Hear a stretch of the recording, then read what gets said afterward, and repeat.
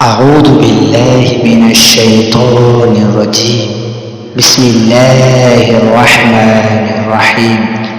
إن الله يأمر بالعدل والإحسان وإيتاء ذي القربى وينهى عن الفحشاء والمنكر والبغي يعظكم لعلكم تذكرون.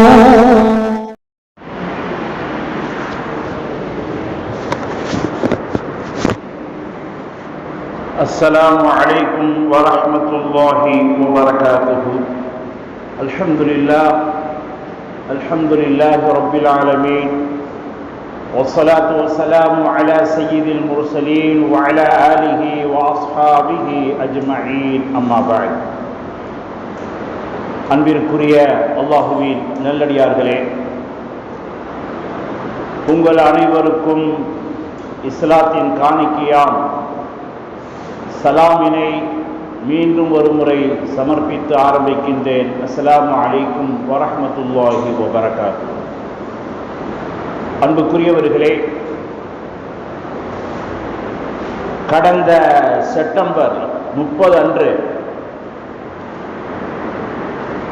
லக்னோவுடைய CBI சிறப்பு நீதிமன்றத்திலே வெளியான ஒரு கேலி கூத்தான ஒரு தீர்ப்பை இந்த உலகம் கண்டது.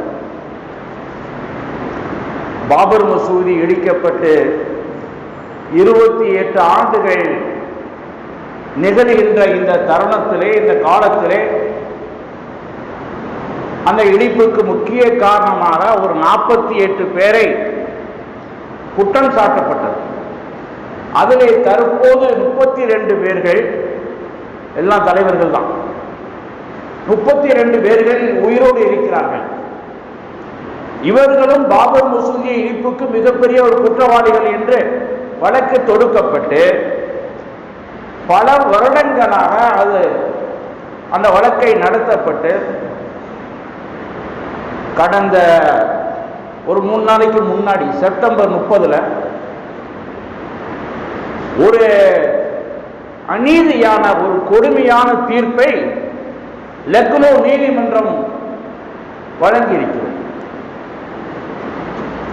நாமெல்லாம் அந்த தீர்ப்பை பார்த்து பேரதிர்ச்சி அடையவில்லை, பெரும் கோபம் படவில்லை என்றாலும் ஆனாலும் பெரும் கவலை கொள்கிறோம். ஏன் தெரியுமா? ஒரு ஜனநாயகத்தினுடைய முக்கியமான தூண் நீதிமன்றம். ஒரு நாடு சிறப்பாக இருக்கிறது, ஆட்சியாளர்கள் சிறப்பாக செயல்படுகிறார்கள் என்பதனுடைய ஒரு மிகப்பெரிய ஒரு அடையாளம், ஒரு அறிகுறி நீதிமன்றம் தான். அந்த நீதிமன்றம் இன்றைக்கு கேலி கூத்தாக ஆக்கப்பட்டிருக்கிறது என்று சொன்னால் ஜனநாயகத்துடைய தூண் எந்த அளவுக்கு சாய்ந்திருக்கிறது, எந்த அளவுக்கு தகர்ந்திருக்கிறது என்பதை நாம் கவலைப்படுகிறோம். சொல்லப்போனால் சமீப காலமாக நீதிமன்றத்துக்குள்ள ஜோக்கர்கள் வந்து விட்டார்களோ என்று என்ன தோணுகிறது. அறிவாளிகள் பேசுவது போன்றா இருக்கிறது. இதோ ஜோக்கர்கள் ஆண்டவே சொல்லக்கூடிய வார்த்தைகளை போன்று தீர்ப்புகள் மிக அர்த்தமற்றதாக இருக்கிறது. இல்லை, இந்திய திருநாட்டிலே இவ்வளவு பெரிய அறிவாளிகளா என்று சிந்திக்கக்கூடிய அளவுக்கு அவருடைய தீர்ப்பு ரொம்பவும் அர்த்தம் இல்லாதாக இருக்கிறது. இந்த 21ஆம் நூற்றாண்டிலேயே கொடுக்கப்பட்ட மோசமான தீர்ப்பு, கேலிக்கூத்தான தீர்ப்பு என்று சொல்லலாம். இந்த 32 குற்றவாளிகளும் என்ன தண்டனை பெறுவார்கள் என்று கடந்த ஒரு வாரத்துக்கு முன்னாடி பத்திரிகைகளிலே ஒரு யூகம் எழுதினார்கள்.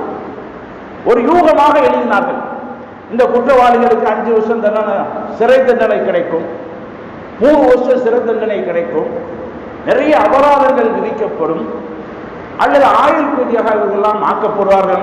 பத்திரிகைகள் கணிப்புகள் எழுதின. ஆனால் அத்தனையும் பொய்யாகிவிட்டது, அத்தனையும் இல்லாமலாகிவிட்டது.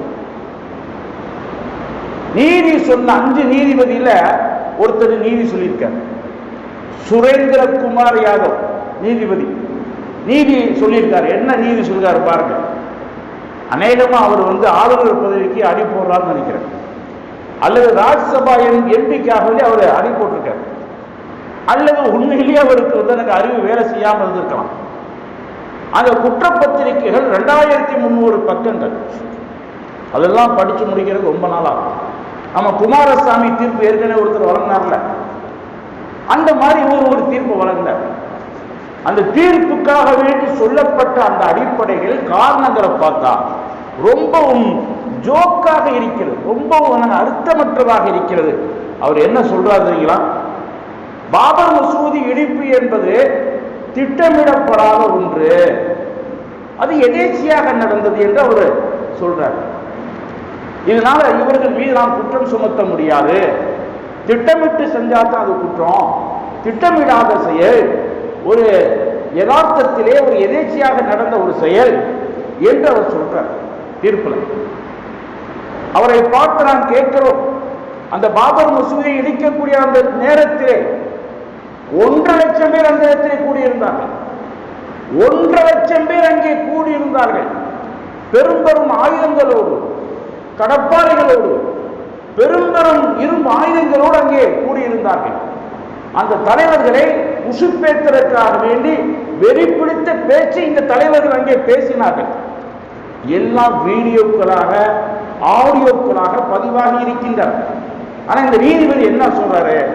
ஒளிநாடாக்கள் எல்லாம் தெளிவாக இல்லை, ஒளிநாடாக்கள் எல்லாம் தெளிவாக இல்லை, எனவே இவைகளெல்லாம் ஆதாரத்துக்கு எடுத்துக்கொள்ள முடியாது என்று சொல்றார். அருமையானவர்களே, அப்ப இவர் என்ன சொல்ல வர்றாரு? இந்த பாபர் மசூதி இடிப்பு என்பது ஒரு எதேச்சியா நடந்துச்சு, ஆழ்ந்தவே நடந்துச்சு. நம்ம அவரை பார்த்து கேட்கிறோம், அப்ப பூகம்பமா ஏற்பட்டு இடிஞ்சிச்சு, அல்லது நிலநடுக்கம் இடிந்ததா, அல்லது வானத்திலிருந்து மலக்குமார்கள் இடித்தார்களா, அல்லது பாபர் மசூதி எதேச்சியாக இடிக்கப்பட்டது என்று சொன்னால் அது தன்னைத்தானே அழித்துக் கொண்டதா, தன்னைத்தானே அதை மாய்த்துக் கொண்டதா? இல்லையே. உலகமே சாட்சியாக இருக்கக்கூடிய ஒரு விஷயம். சூரிய வானத்தில் இருக்க உலகமே ஏத்துக்கிறது. இப்படிப்பட்ட இந்த தெளிவான இந்த சூரியனை பிடிச்சுக்கிட்டு இது சூரியன் இல்லை, இது சூரியன் இல்லை, இது ஒரு மங்கலான ஒரு வெளிச்சம் அப்படின்னு எவனாச்சு சொன்னா நீ அவனை பார்த்து என்ன நினைப்பீங்க? அவனை பார்த்து நீங்க என்ன கணிப்பீங்க? மர கரண்டுக்குருச்சு, கொஞ்சம் திராசை நான் பேசிக்கிட்டு இருக்காங்க, அங்கிருந்து ஒதுங்கி போயிடுவீங்க. அது போன்று இவர்கள் சொல்லக்கூடிய இந்த தீர்ப்பு இருக்கின்றதே, ஒரு சாமானியன் கூட ஏற்றுக்கொள்ள முடியாதுங்க, ஒரு பாமரன் கூட ஏற்றுக்கொள்ள முடியாது, ஒரு சிறுவர்கள் கூட இந்த தீர்ப்பை இவர்கள் ஏற்க மாட்டார்கள். அந்த அளவுக்கு ஒரு பொருளற்ற அர்த்தமற்ற ஒரு தீர்ப்பை சொல்லிக் கொண்டிருக்கிறார்கள். நம்முடைய நபிகள் நாயகம் ஸல்லல்லாஹு அலைஹி வஸல்லம் அன்னவர்கள் ஒரு தீர்ப்பு வழங்க வேண்டும் என்று சொன்னால் அது எப்படி இருக்க வேண்டும்? பெருமானா சொல்கிறார்கள், இதா தகாமா இலைக்க ரஜுலான் ஃபலா தக்மில் அவ்வல் ஹத்தா யஸ்மா கலாம் ஆஹர். உங்களிடத்தில் 2 பேர்கள் பிரச்சனைக்கு கொண்டு வருகிறார்கள், ஒரு விஷயத்தை 2 பேர்கள் கொண்டு வருகிறார்கள், உங்களை நடுவராக ஆக்குகின்றார்கள், உங்களை நீதிபதியாக ஆக்கின்றார்கள், ஜட்ஜாக ஆக்கிறார்கள். அந்த நேரத்தில் உங்களுடைய கடமை என்ன தெரியுமா? அந்த 2 பேர்த்தில் யார் முந்தி கொண்டு வந்தாரோ அவருக்கு நீங்க தீர்ப்பு வழங்கிறாங்க. மற்றவர் இன்னொருத்தர் இருக்காரு பிரதிவாதி, அவரிடத்தில் அவருடைய அந்த பேச்சுக்களை எல்லாம், அவருடைய பாயிண்ட்ஸ்களை எல்லாம் நீங்கள் கேட்டு 2 பேருக்கு மத்தியிலே ஒரு நல்ல தீர்ப்பை வழங்குங்கள் என்று நபிகள் நாயகம் ஸல்லல்லாஹு அலைஹி வஸல்லம் சொன்னார். ஆனால் இன்றைக்கு சமீப காலமாக இந்த நாட்டிலே ஒரு தரப்பு விசாரிக்கப்பட்டு இன்னொரு தரப்புடைய பரிமாற்ற அந்த கருத்துக்களை கேட்காமல் ஒருதலைபட்சமாகத்தான் இன்றைக்கு தீர்ப்புகள் வழங்கப்பட்டிருக்கிறது. நபிகள் நாயகம் ஸல்லல்லாஹு அலைஹி வஸல்லம் அவர்கள் அன்றைக்கே சொன்னார்கள், நீதிபதிகள் 3 பேர்னு சொன்னார். நீதிபதிகள் 3 பேர்கள். அந்த 3 பேர்த்துல ஒரு நீதிபதி சொர்க்கத்துக்கு செல்வார், 2 நீதிபதிகள் நரகத்துக்கு செல்வார்கள் சொன்னார். அந்த ஒரு நீதிபதி யார் தெரியுமா?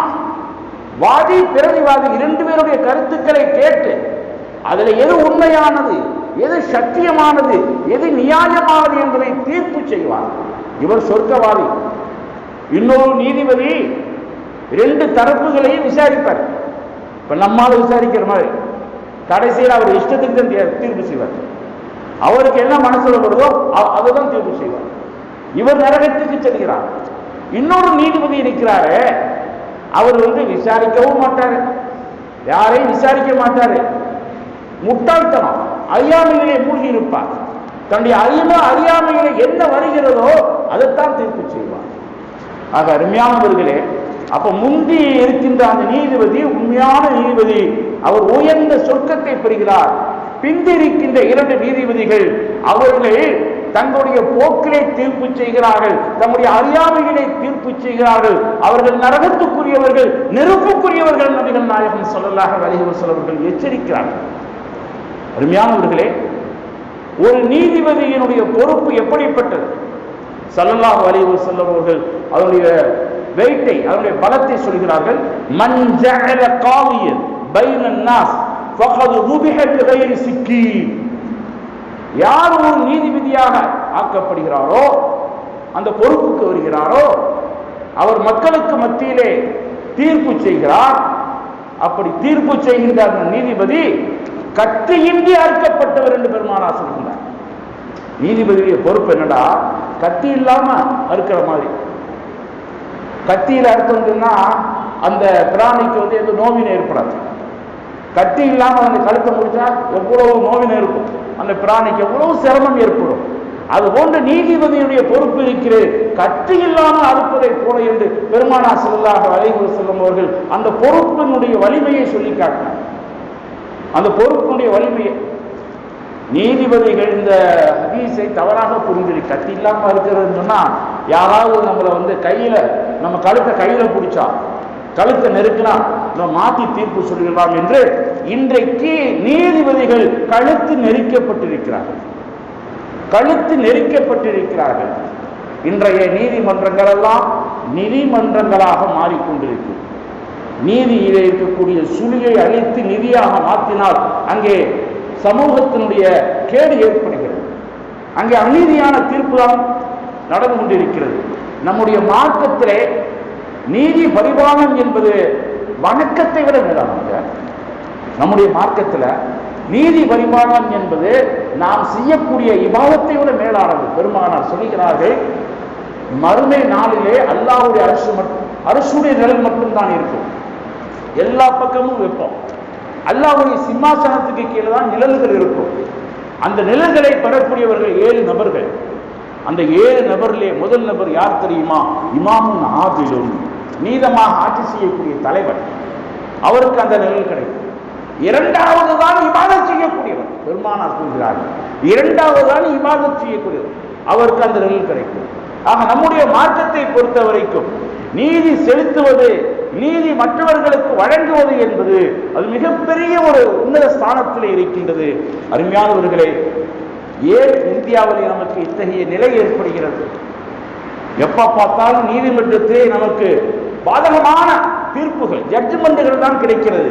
காரணம் என்னவென்று சொன்னால் 2 காரணம். ஒரு காரணம், நம்ம எஜுகேஷன்ல பிரிஞ்சிருக்கோம். நம்மிடத்தில் விஞ்ஞானிகள் இல்லை, தொழிலதிபர்கள் இல்லை, நம்மிடத்திலே மற்றவருடைய தேவைகளை பூர்த்தி செய்யக்கூடிய சேவகர்கள் இல்லை.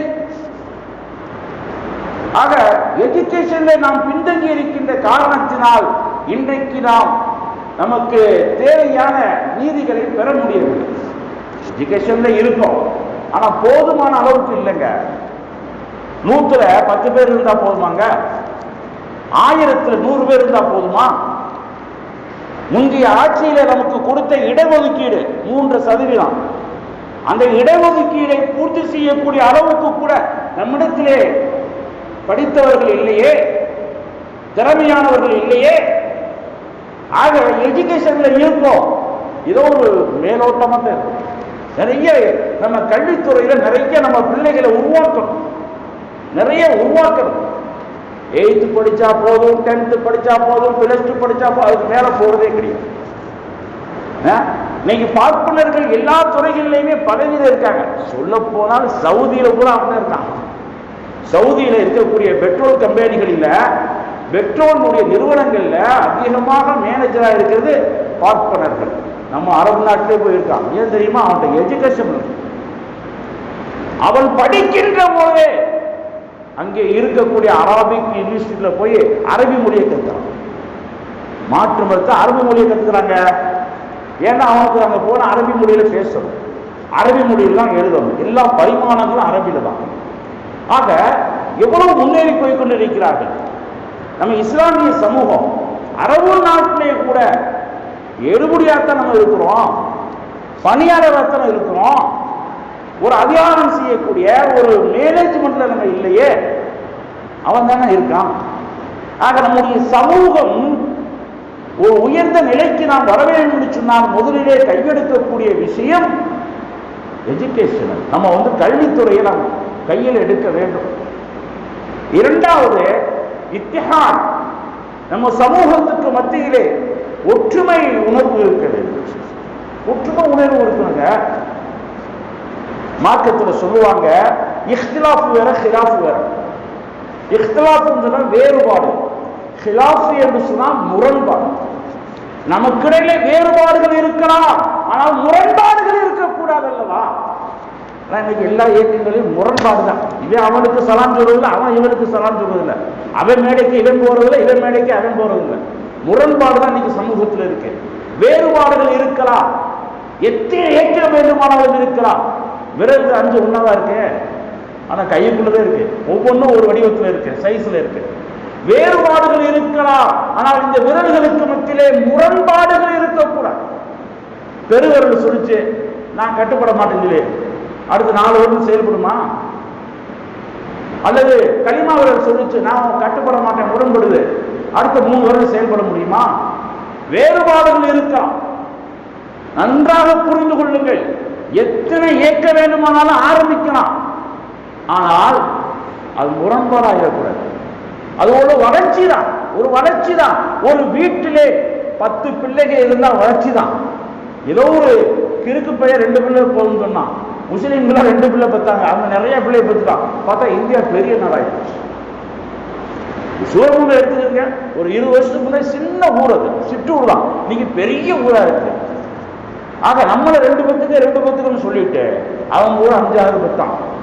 ஊர் பெருகிருச்சு, நாடு பெருகிருச்சு. ஆக அருமையானவர்களே, இயக்கங்கள் இருக்கக்கூடாது என்று சொல்வது தவறு. இயக்கங்கள் இருக்கலாம், இயக்கங்கள் இருக்கலாம், ஆனால் அவைகளுக்கு மத்தியிலே முரண்பாடுகள் இருக்கக்கூடாது. இதைத்தான் இளைஞர்கள் தெளிவாக புரிந்து கொள்ள வேண்டும். ஒற்றுமை இருக்க வேண்டும். உங்களுக்குரிய வேறுபாடுகள் இருக்கலாம், தனி கொடி, தனி ஆபீஸ், தனி அபிஷியல், தனி ஒர்க்கு, தனி ட்ரெஸ் இருக்கலாம், தவறில்லை.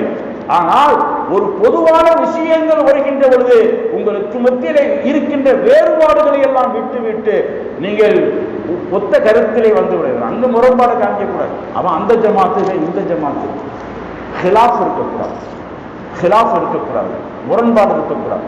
ஆக அருமையானவர்களே, நாமெல்லாம் ஒன்றுபட்டு விட்டால் எத்தனை இயக்கங்களா இருந்தாலும் ஒரு பொது விஷயங்க.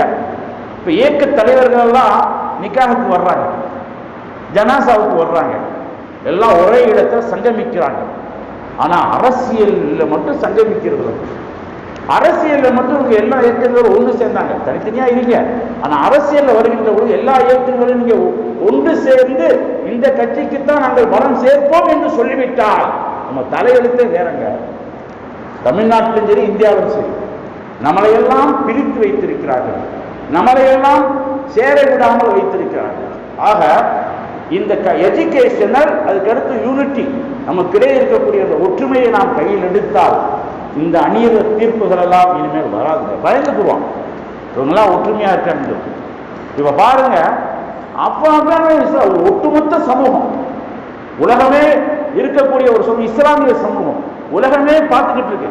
அப்படிப்பட்ட சூழ்நிலையில இப்படி ஒரு பொய்யான தீர்ப்பை கொடுக்கிறார்கள் என்று சொன்னால் அவர்களுக்கு எங்கிருந்து துணிச்சல் வருகிறது, எங்கிருந்து தைரியம் வருகிறது? இவங்களை கேட்கறதுக்கு ஆளே இல்லப்பா, இவங்களை கேட்கறதுக்கு ஒரு பலமான தலைவரே இல்லப்பா என்று அவர் நினைச்சாங்க. ஆக அருமையானவர்களை, இந்த சமூகத்துக்கு இந்த இந்திய திருநாட்டில் இறைக்கப்பட்டிருக்கின்ற மிகப்பெரிய ஒரு அட்டூழியமான தீர்ப்பு, ஒரு அநீதமான தீர்ப்பு என்பதை நாம் அவர்களுக்கு சொல்கிறோம். ஆக இந்த தீர்ப்புகள் எல்லாம் தொடராமல் இருக்க வேண்டும் என்று சொன்னால் இஸ்லாமியர்கள் கல்வித்துறையிலே மேலோங்க வேண்டும். ஒற்றுமை உணர்விலே ஒற்றுமை உணர்விலே அவர்கள் கவனம் கொள்ள வேண்டும். யாரும் யாருக்கும் எதிரி அல்ல, இஸ்லாமியர்கள் அனைவருமே சகோதரர்கள் தான் என்ற அந்த ஒற்றுமை உணர்வை கையில் எடுக்கணும். ஒற்றுமை உணர்வு 200 பேர் என்று போராட்டம் பண்ணா நமக்கு என்ன கிடைக்குது? சும்மா ஒரு எதிர்ப்பு அவ்வளவுதான். ஏன் நீங்க 2000 பேர் சேர்ந்து போராட்டம் பண்ணீங்கன்னா அவன் பார்ப்பான் ஒரு பெரிய போராட்டம் இருக்குங்களே, அதை ஸ்டெப் எடுப்போம். நம்ம 100 பேர் 50 பேர் 200 பேர் அது ஒவ்வொரு நாளும் இந்த ஜும்மாவுக்கு இவங்க, அந்த ஜும்மாவுக்கு அடுத்தவங்க, திங்கக்கிழமை ஒரு இயக்கம், இப்படி 50-100 பேரா நம்ம இருந்தோம்னா ஒரு சின்ன கூட்டம், ஒரு சிறிய கூட்டம், பலமில்லாத கூட்டம் என்று என்ன செய்கிறார்கள்? அதிகாரிகளும் ஆளுகின்றவர்களும் நினைக்கிறார்கள். ஆக அருமையானவர்களே, இனிவரும் காலத்திலே நாம் கையில் எடுக்க வேண்டியது கல்வித்துறையும் உற்று நாம் எடுத்து நம்மை இந்த நாட்டை நாம் என்ன செய்ய வேண்டும்? ஒரு தலை நிமிர்ந்தவர்களாக நாம் மாற்றிக்கொள்ள வேண்டும். இந்த தீர்ப்பு என்பது முஸ்லிம்களுக்கு தலை குனிவு அல்ல, இனிமேல் தலை நிமிர்ந்து நடக்கக்கூடிய ஒரு தீர்ப்பாக இது இருக்கிறது. அல்லாஹ் ஜல்ல ஷானஹு தஆலா இது போன்ற தீய தீர்ப்புகளை விட்டு நம்முடைய சமூகத்தை பாதுகாப்பானாக. வாஹிரு தஅவா அல்ஹம்துலில்லாஹி ரப்பில் ஆலமீன்.